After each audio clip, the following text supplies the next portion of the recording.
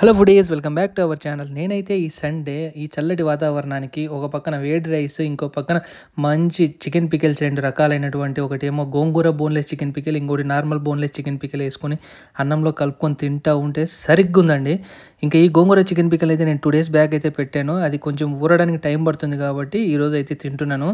ఆ ఊరినటువంటి గోంగూర చికెన్ పికిల్లోకి ఆ రెండు ఫ్లేవర్స్ కలిపి తింటూ ఉంటే రియల్ అండి, ఆ టేస్ట్ అయితే వర్ణనాతీతం. ఇంకా నార్మల్ బోన్లెస్ చికెన్ పికిల్ అయితే చాలామందికి తెలుసు టేస్ట్, ఎందుకంటే చాలామంది ఆర్డర్ చేసుకొని తిన్న వాళ్ళు ఉన్నారు. సో వాళ్ళ రివ్యూసే మీకు చెప్తే టేస్ట్ ఎలా ఉంటుందో. సో మీకు కూడా కావాలంటే మనకైతే ది ఊరగాయ ఛానల్లో కానీ, ఆర్ ఇన్స్టాగ్రామ్ పేజ్లో కానీ, ఆర్ వాట్సాప్ నెంబర్ కానీ మీరైతే పింక్ చేస్తే ఆర్డర్ అయితే ప్లేస్ చేసేసుకుంటాను.